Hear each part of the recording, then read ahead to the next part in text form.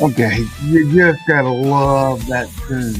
If you haven't listened to podcast number 3, I show you guys in there how I actually we created that using some AI software. So anyway, hey, thank you for joining us. This is the Privacy and Freedom Podcast. I'm your host, Forrest. Man, what a great start we've had to the podcast and great reviews. I've had a bunch of people call me and say, congratulations on the new podcast. I'm like, thank you. Yeah, it's going okay. I'm not a big fan of just being myself, but we got to get some things out here. There's so much I want to cover, not on over the years. I literally have so much I want to share. And the only way and the best way I could come up how to do that is my own podcast. Hey, today's the first time we're actually recording the video, so you can go over to YouTube. We'll post that on the same morning the podcast out is out. I don't know why you want to go there and watch it because it's just me and got my nice little hat on. So anyway, you probably don't see me wearing a hat much, but anyway, I wear a hat quite often. So today, I need your help, man. I need you to like, subscribe, give me 5 stars.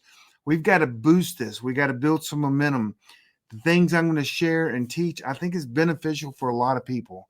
So help me out there. So, yeah, some great reviews. And, one of the sad things that's happened here recently is my friend Glenn Tate and Shelby. They do a podcast called Prepping 2.0.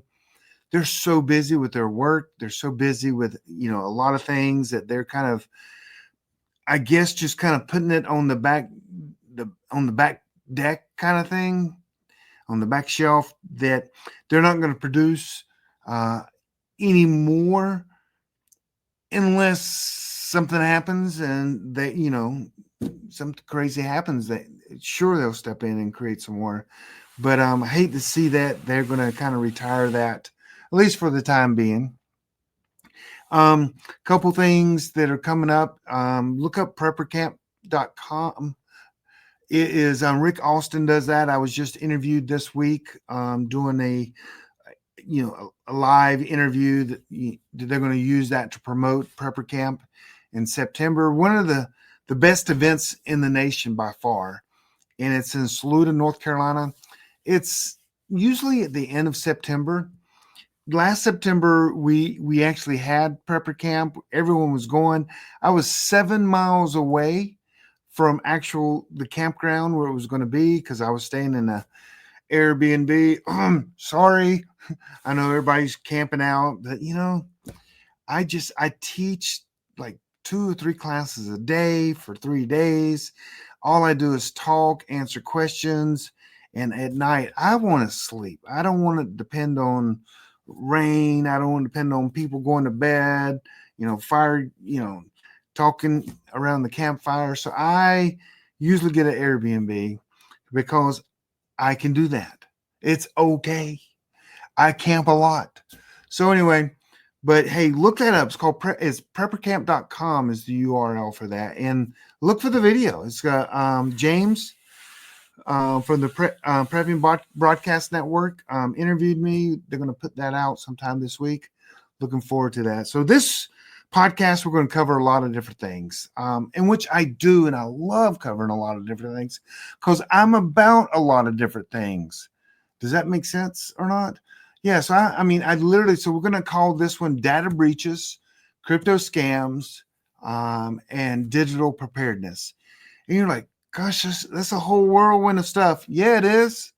Yeah, it is. It's time for all of us to get this knowledge in our head and use it so we can be successful and make money.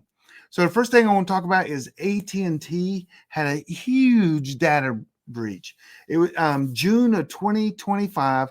The hackers leaked the data of 86 million AT&T customers. 86 million. What did they leak? This is the disturbing. Well, 44 million, they leaked the social security number, phone number, address, email, physical address as well, date of birth, full name. Can you believe that? Oh my gosh, AT&T needs to be slapped upside the head. In a true democracy or republic, we should be able to literally fine them hundreds of millions of dollars because of the inconvenience for all their customers. It should be a punishment when companies leak our data. Absolutely. Is there ever going to be one? No, probably not. Because 86, AT&T is a huge company. Every person in Congress probably gets money from them. And so it's just bad. There's always going to be data leaks and breaches, and we just have to fight to keep our right for privacy and security. I believe that privacy and security is a fundamental human right, and anyone that misuses that, they leak it or they get hacked, they should be put in jail. They should be severely punished. And they may have all this money. They need, it just makes me mad. It just makes me mad. Another one is 23andMe. You may have heard of this. In October of 23, they were hacked, but the hackers are just now releasing the data. Now they released the data on 6.9 million people on the dark web.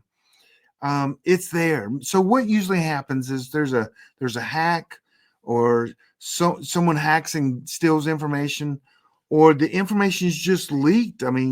Targets was just literally, they kind of screwed up. But anyway, and the information just kind of made its way out there. So what happens is the hackers then get this information, they put it on sale, literally on the dark web. Come buy this information. They sell it to everyone. I guarantee you, the government buys it as well.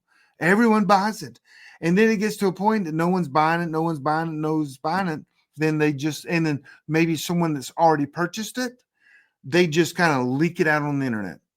They just put it out there on the dark web, not the internet, the dark web. And these databases, you can go and search. I wouldn't recommend that because you got to know what you're doing. But on the dark web, you can just go out there and see. So just imagine this. This is why you need my privacy course. This is because you could go out, a 13-year-old kid, 11-year-old kid could go on the dark web, hit the database, download part of the database, and then start using the usernames, the passwords, the social security numbers, the phone numbers to try to get in other accounts that you have. It is so crazy how easy it is.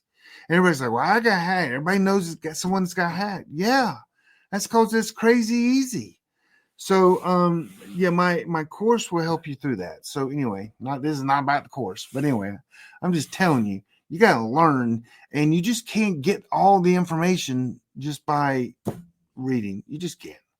LexisNexis data brokers breach 364,000 Americans. And you're like, well, that's not a lot. It's not a lot. But it's all their information. Social security numbers, credit cards, driver's license numbers, everything. And you're like, what? Yes, I know. These three big breaches, man, these companies should be fined hundreds of millions of dollars. And if you find AT&T $100 million, I guarantee you they'll put more resources and they'll come up with more or ways to keep your information private. They just will. So, we just know that the government is never going to do anything about this. They're just not.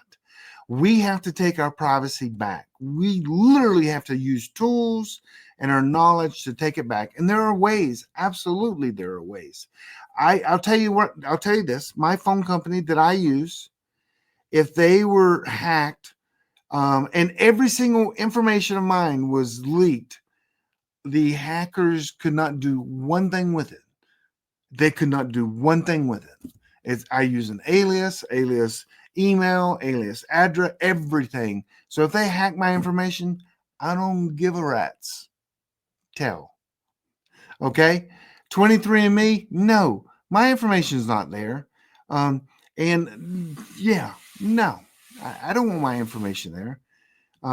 Nexus, Lexus, they got everyone in the world's information. You just can't get out of that. But you can still, some things you can do with disinformation and on the internet. So I got to tell you a story now. I know, so I'm just kind of challenging you guys to step up your game when it comes to privacy and security, because it's going to get worse. And you might just need to do it now. Okay. So let me tell you about a friend. I met with a friend. I can't tell you who it is. She called me and said, Forrest, we got a problem in Houston. I'm like, what's the problem? She goes, we've been scammed. I'm like, what do you mean you've been scammed? So she goes and she tells me kind of what happened. And some people actually, they got into her and her husband's Coinbase account, and she didn't have two-factor authentication. You must, I tell you what, if you don't have two-factor authentication, you deserve to be hacked.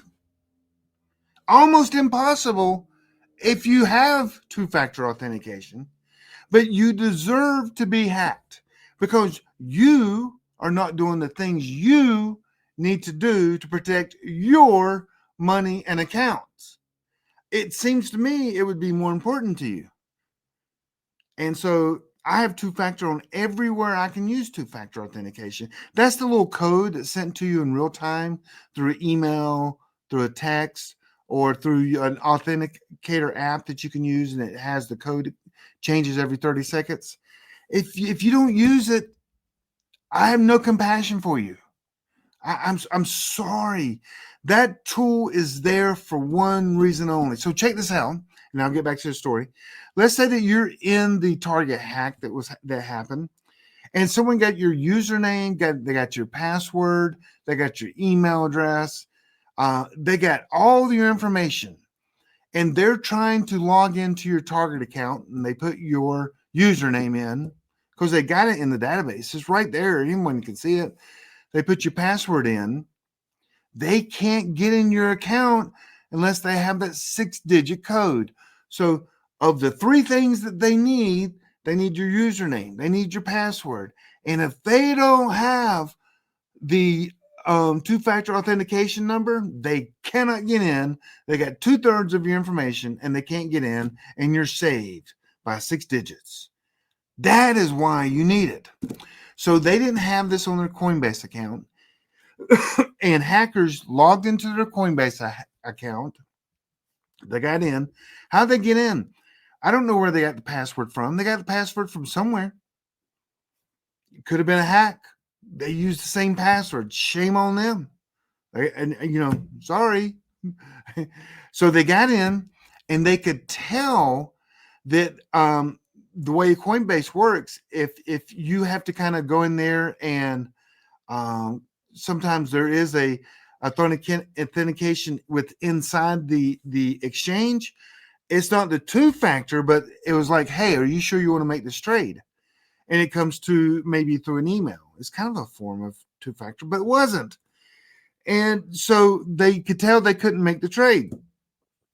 So they looked up the guy's phone number in his own account and then they spoofed. I don't know if you guys know, but spoofing a company's telephone number is easy. I mean, literally 13-year-old kids can do it.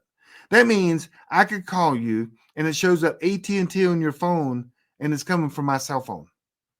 That's easy stuff. That's easy. Okay. Easy. So he got a call, my friend's husband, saying, hey, there's a transaction in your account that you need to approve. So Coinbase calls him and says, hey, this is Coinbase. Some things are going on in your account. We need you to log in if you can. He's like, what? I got tens of thousands of dollars in there.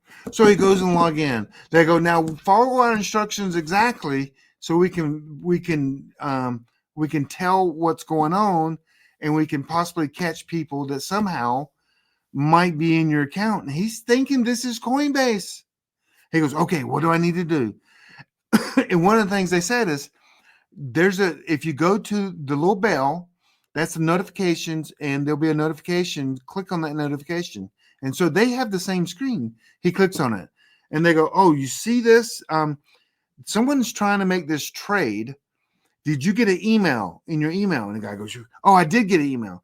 Well, they go, okay, to help us find out who this is to protect your account and to stop this, click on your email that will take you to your Coinbase account and then approve this transaction.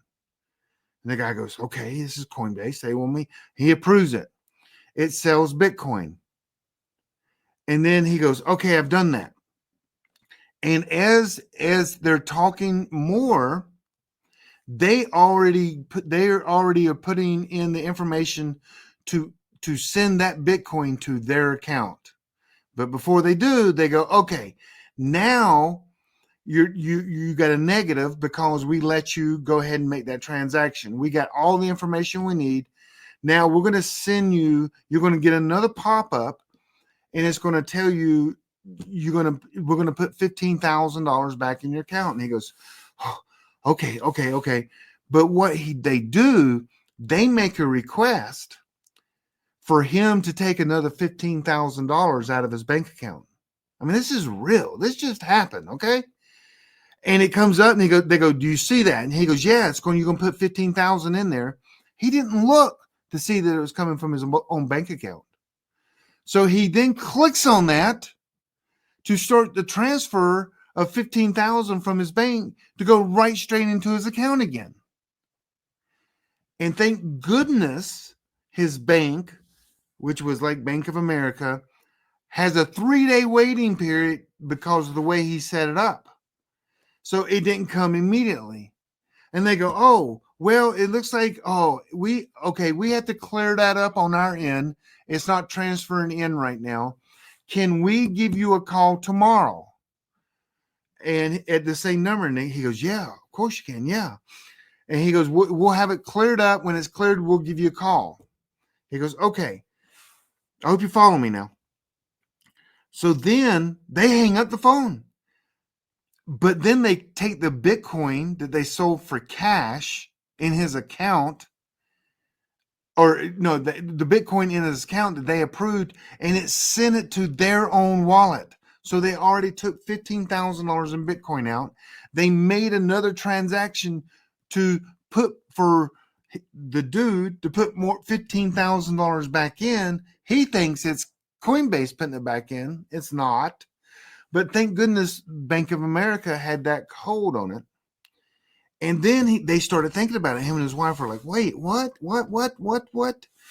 And so the lady called Coinbase, and they go, yeah, that wasn't us. And all of a sudden, that's when they found out they were scammed. Coinbase is like, wait, we can't go get that money. We don't have the ability to go and get that money, the Bitcoin that you approved. And they're like, no, we didn't approve. And they go, well, and so anyway, they were scammed out of $15,000 like that, because someone got their username and password. I know it's a long story there, but man, that was real. So she met with me because I'm a privacy and security and forensic analyst here. And we were going through the account, through the steps and everything that transpired. And we think possibly because Coinbase had a hack that they got the information from Coinbase. So we put a plan in action. And the plan has to do with some press releases going to be sent out claiming that it was Coinbase's fault. And what Coinbase will do will prove that it's not. And even if it is or not, Coinbase, we think, will refund their money. We will see. Don't tell anyone that. But there's no names. So I'm trying to protect the people that were scammed. Who wants their name to say, hey, yeah, I was scammed? Some people do that. I'm not that one. I'm not that person. Okay, so don't get scammed. So I get scam emails all the time. Literally, I got one the other day. It said, "Hey, we just here's your receipt for your $149 antivirus from McAfee," and it has a PDF attached. I'm like, I'm not opening that thing. I don't have McAfee or antivirus software. You shouldn't either. You shouldn't use any software for antivirus. That's a long story. Don't want to get into that, but yeah, and they want you to either call them, because you call them, it's going to be someone from India, and they're going to go, yeah, it's your receipt. What question? And they go, wait, I didn't pay for this. And then they're going to go through and try to scam you for money. Absolutely, they are. I mean, scammers are just, I mean, if we could just go to war with scammers, put them on Blue Island, blow up Blue Island. But anyway, it'd be a lot of people probably. So it might not be the best thing in the world. So anyway, so that's just scammed, my friend. So people get scammed. These people are sophisticated investors too. And I mean, they know better. But the scammers use such good technology and such, I mean, it was genius to put the phone call so it looked like it came from Coinbase. I mean, who wouldn't want help from Coinbase? Hey, another thing that happens, let me tell you this, another thing that happens is, just so you know about it, is school starts at college. And, these companies will put tents up, give free T-shirts, free Frisbees for signing, filling out a credit card app. They'll say everyone that applies is approved. And they're like, oh, yeah. So these kids come up and they got these sweatshirts. They're going to give them $20 sweatshirts. And these kids are putting in all their information in to apply for a credit card. And then after they get like 50, however many they get, they just leave the tent and the shirts, and they just grab the forms and leave. Or if someone comes up to them, like a security officer, said, hey, do you guys have permission? They just grab the forms. Maybe they've been smart and already put all the information, taking photos and uploading on the cloud or something. They just run. They run. Maybe even they could get some kids to work the tent and pay them. And the kids say, hey, kids, and the kids won't know. They're trying to make an extra buck or two.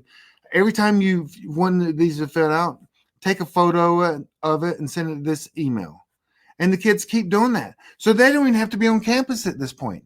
They don't care about the $150 tent, the $200 in T-shirts there and the forms they have. They don't care about any of that. And all of a sudden they got all these kids' address, phone number, Social Security. And that's one scam that happens all the time. Let me tell you another one, because we don't educate our kids enough. This happens too. Let's say that I go to your kid goes to college. Your kid's in the bookstore buying some stuff. I get behind them in line. And I go and I watch them, and they put their stuff on the counter to buy. And I create, conversation. Yeah, well, yeah. What's your name? Oh, Tom Wilson. Great. Tom, where are you from? Oh, you're from Raleigh, North Carolina. What classes are you taking? And you get to know people. Social engineering. Anyone can do this. Don't do this though. So then you go and you start doing research, and you do this 5 or 6 times in one day. You go on the internet and you find out Tom Wilson from Raleigh, now going to UNC Charlotte or wherever they're going. You get their phone number. I kid you not. It's easy to do. So then you get your friend to call them and say, hey, Tom, and it shows Bank of America up top. Because the best thing is to look at their card they're using. If it's Bank of America, if you get that information, oh, that's golden. So you go, hey, Tom, this is, Don from Bank of America. We want to confirm some charges on your account today. And can you got a minute to answer some questions? Because we think there's some fraudulent charges on your credit card or debit card. Tom's going to go, yeah, how can I help you? Well, we see one charge possibly to a bookstore. It looks like maybe you bought some books, a couple sodas, and some popcorn. Yeah, that's exactly what I got. Yeah, I got that. Well, I see another charge at Nike for $322 for some shoes. No. That's not me. Are you sure that's not you didn't make that charge? And they, no. Well, Tom, listen, I know we called you, but we need to verify you. Okay. So, what's your name, Tom? Okay. Do you know your social security number? Can you tell us, confirm that? And, or if you can't, if you don't know that, could you just read off, we could verify you through your credit card. And these kids will go, yeah, okay, I'll read you the number. They read the number back to the guy and it goes, okay. And we had and what's the expiration on that? Okay. And we have your pin is, 148, right?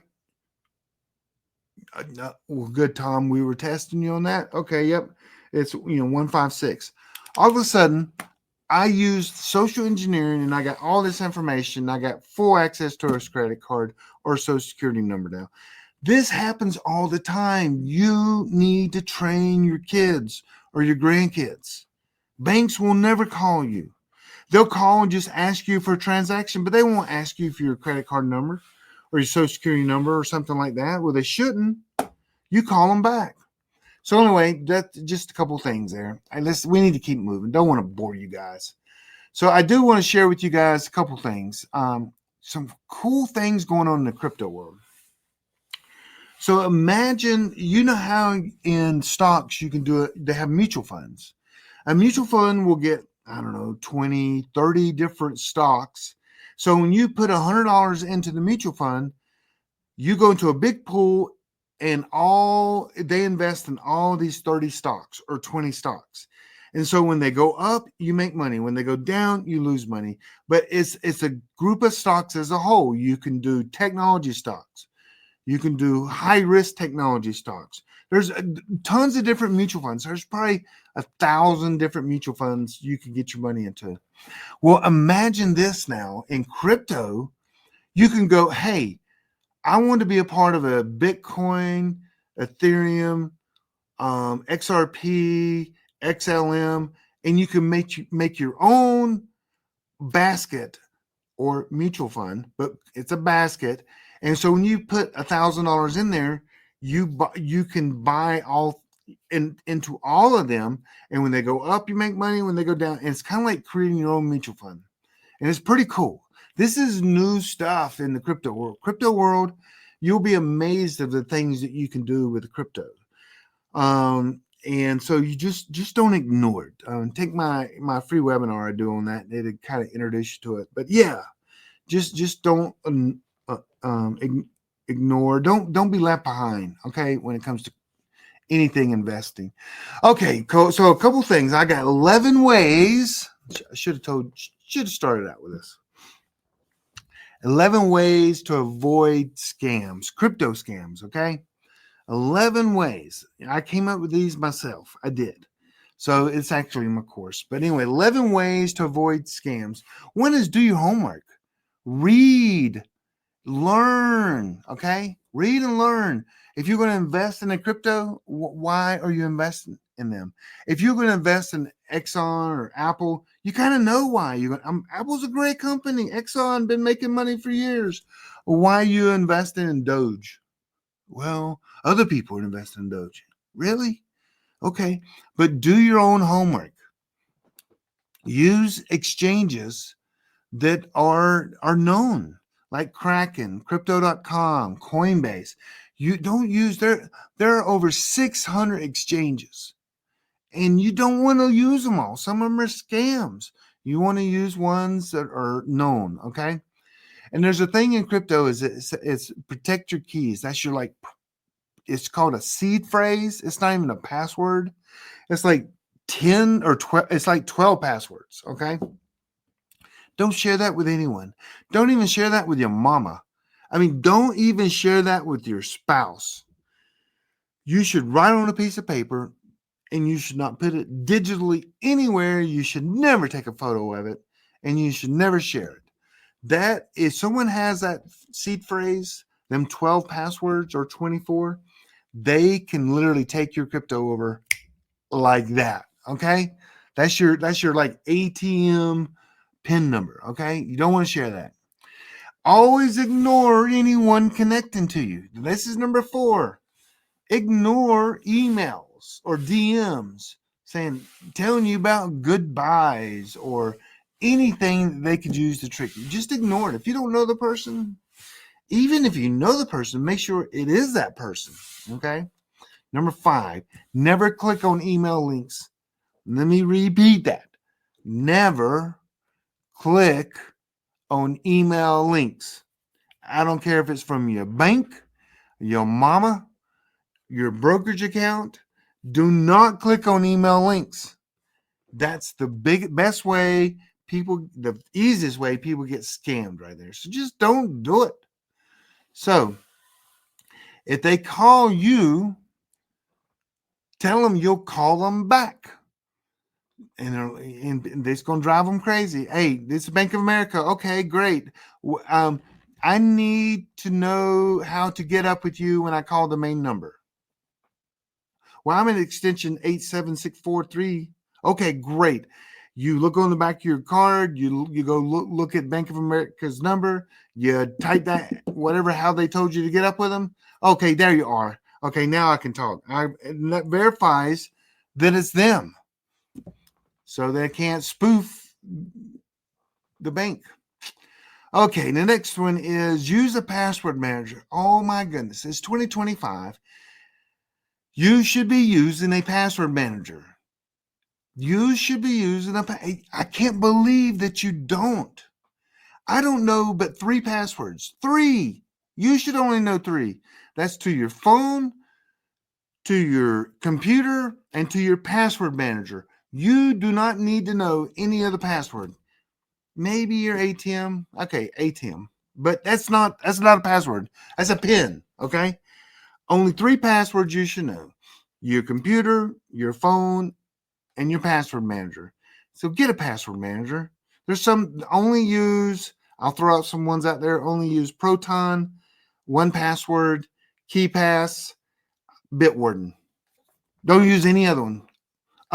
Proton. I don't know if I said Proton. Only use them. Nothing else. Don't use. Why? Because Joe down the street? Because someone at work? No, use the ones I said. That's just simple. Okay. Consider having a dedicated computer for your finances. And you're like, what? Yes. You can get a computer for $200. You can lose hundreds of thousands of dollars if you don't do this. Which is, you judge.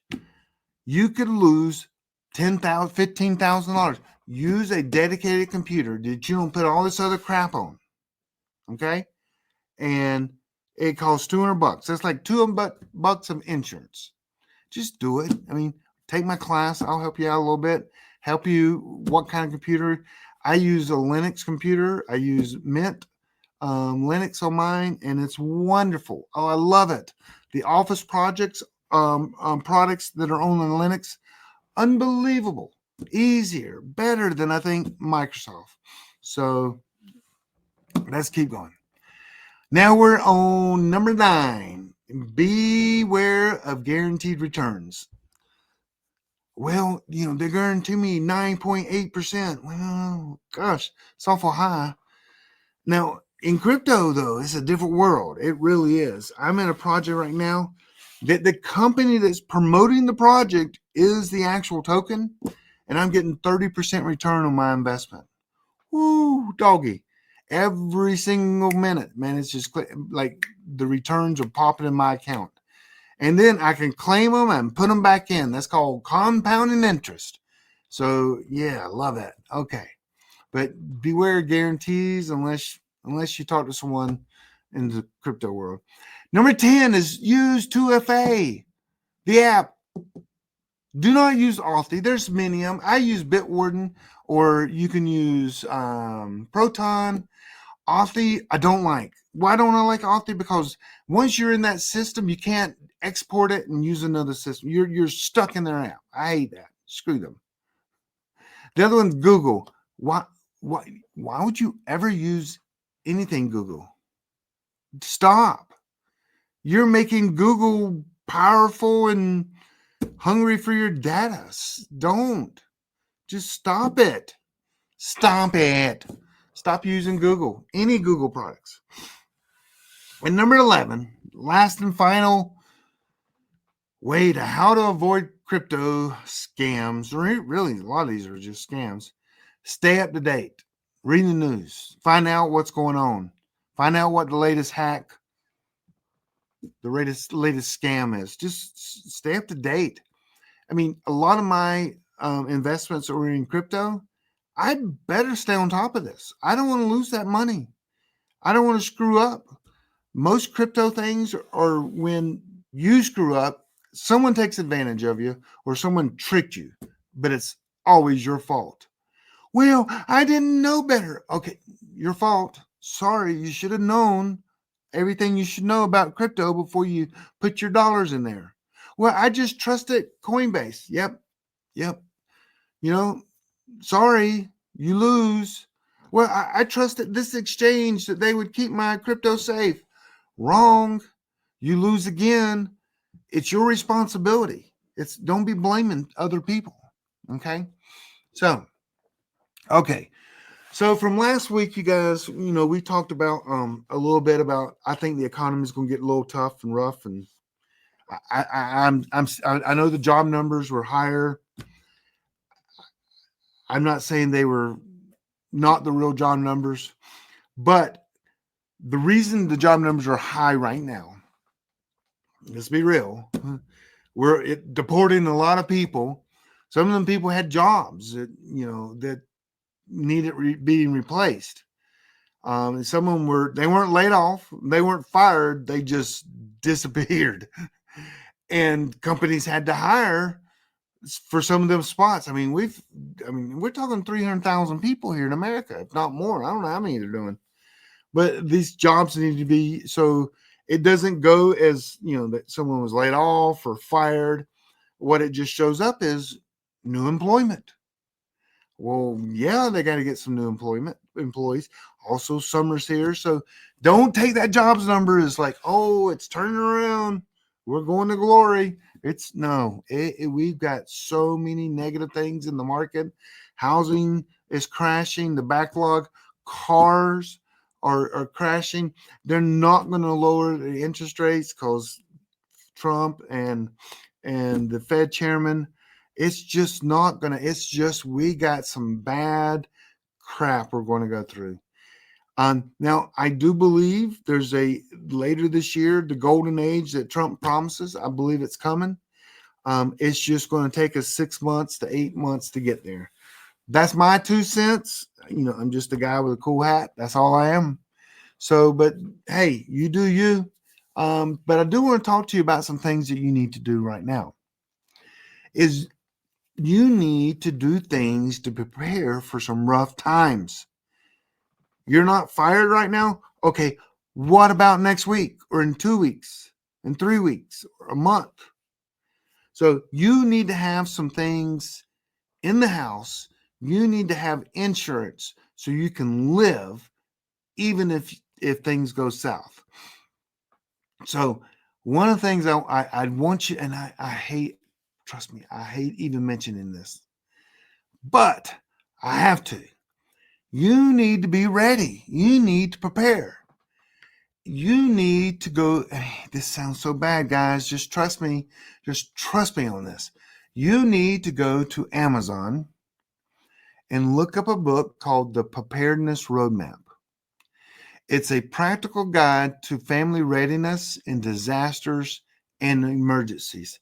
It covers what you need to buy, what you need to learn, the skills that you need to acquire, and mindset.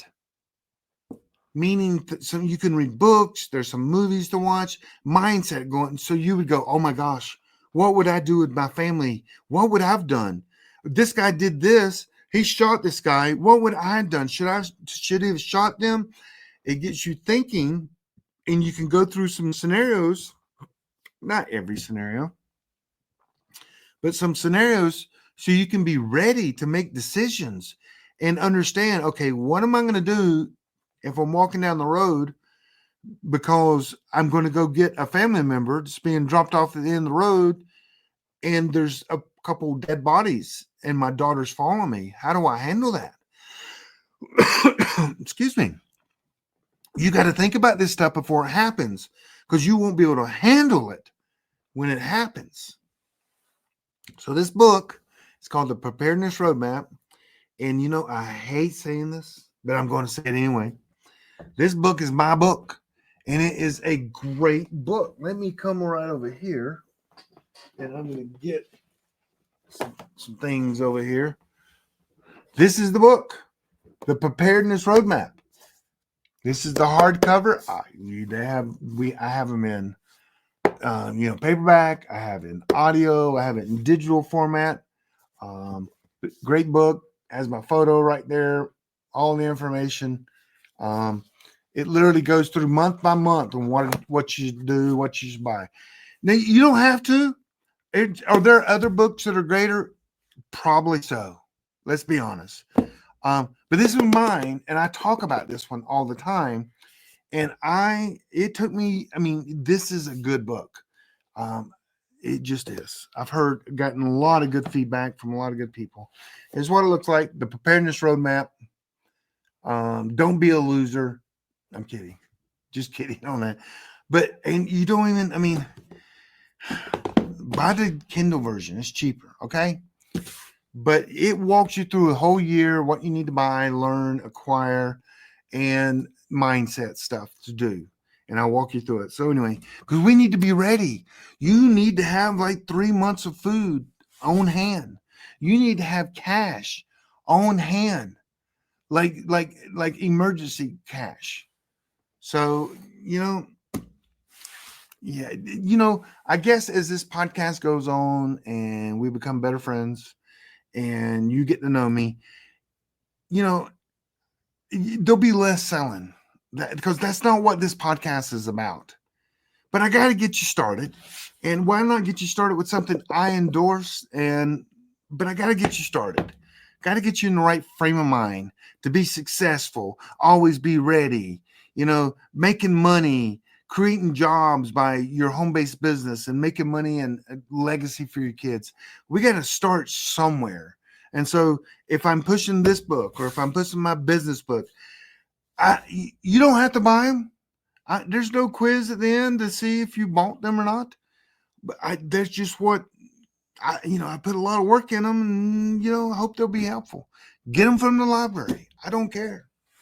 So anyway, another thing I want to tell you is because of we're so not private. Nothing's private anymore. Really? I mean, what is private? You go in the bathroom, you do your business. I guess that's about the only private thing anymore. I know that sounds bad. But where else can you have privacy? Sometimes not even your own house. If you got smart devices, you got Alexa or you got Google. I mean, seriously, get rid of these things. They're listening. Your phone, put it up in a Faraday bag so it can't listen to you, or get a privacy phone like I have. But in today's digital world, we have to protect everything. We protect our passwords. We protect our devices, our information, our investments. We got to do 2-factor authentication, passwords, ones we don't use. It's like we're always, always, always trying to protect something. But the Bible speaks about protecting something else. I know we're protecting our worldly things, but our Bible says there's something way more important to protect. And that's our hearts. Our hearts is like our thoughts, our emotions, our desires. It shapes who we are, our actions.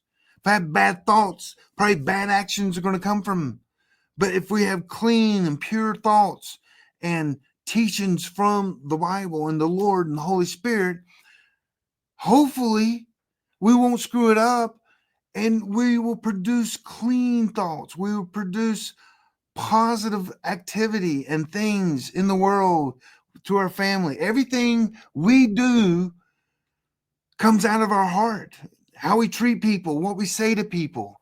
We've got to protect our heart. If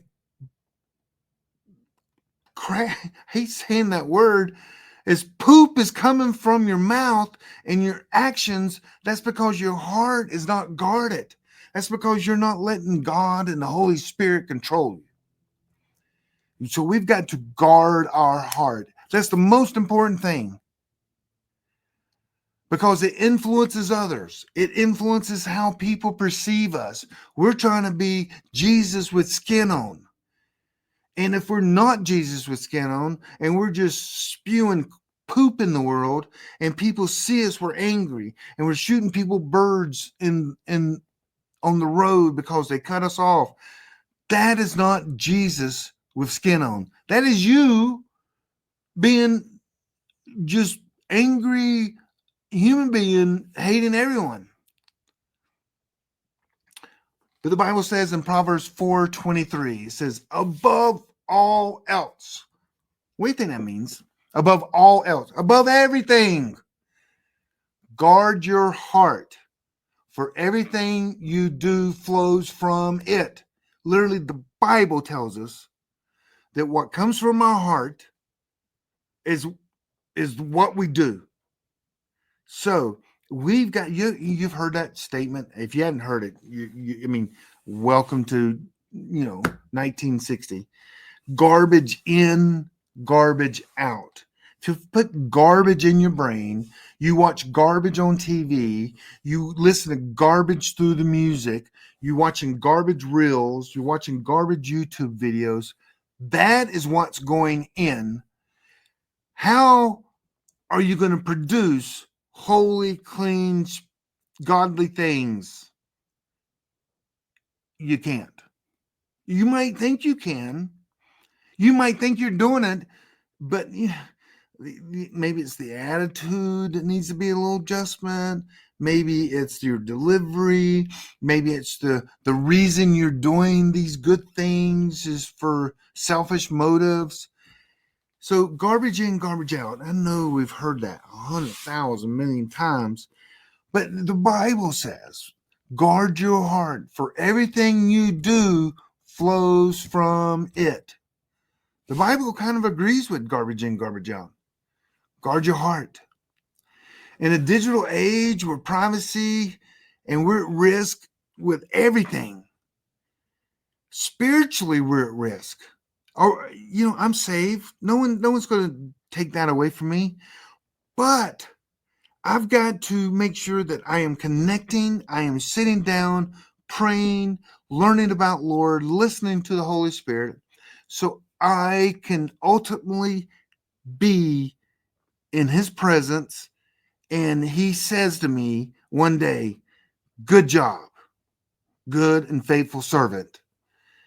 That's a daily challenge. It's not easy at all. Probably the hardest thing. I mean, it does get easier, I guess. But the easiest thing is to just not care about God. Don't care about the Bible. Don't care about your family. I mean, just be yourself. Just be you. Be free. That's not what God wants us to be. That's not being our best. Being our best is being in tune with God, listening to God. Sometimes He may just absolutely shock you and go, hey, don't do that. You're like, what? What? Does that come from God? Or, hey, do this. Or, hey, I kid you not, maybe you need to invest in this company and help them. Oh, yes, sir. Yes. Okay, Lord. You don't know. Maybe he uses everyone differently. He speaks to people differently through the word, through a still small voice, through different ways. But to be your best, you got to be ready, and you got to guard that heart. And if you don't guard the heart, man, you got to guard it. Your kids and your family, you got to guard it. You got to take care of your family when it comes to physical needs. You got to guard your heart. Don't get in any scams. I mean, be smart. Learn about it. I mean, you think it's taking care of your family if you lose $15,000? That's $15,000 of your family's money. That's still not taking care of your family. So you got to take care of that family in all ways. So anyway, we've been going on almost an hour. I hope this was motivational, challenging, educational. I hope you got some content, something out of this. Maybe I've encouraged you to take a step, get in your word. You know what? Give me some feedback. Send me an email. Forrest at I don't even know my email address. It's not even Forrest because I don't even have that one set up.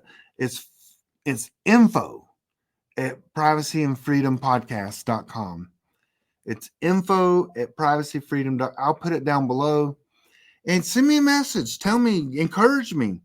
Or if I made you mad, send me a message. I don't care if I made you mad. This is not to make people, if it makes you mad, you're offended. That's just life. Get over it. I'm speaking what I believe, what I feel that God really wants me to share with you. And, I hope it's been helpful. Anyway, you guys have been great. I've been loving the feedback from you guys. It's been pretty awesome. I'm going to be doing one of these, a week. I'm going to start doing some live ones, which is going to be working on that with the selfie stick. Come on. Going to be doing some lives, maybe updates on what God told me that day, maybe updates on the crypto market, privacy and security things that are going on. So there's a ton of, and in business. Oh my gosh, in business.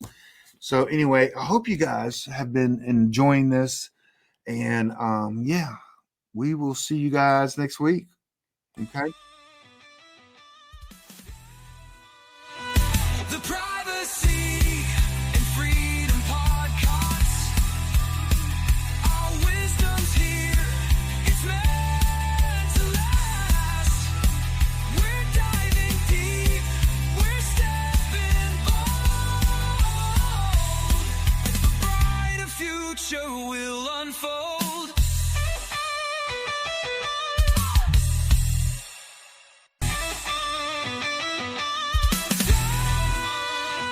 The Privacy and Freedom Podcast.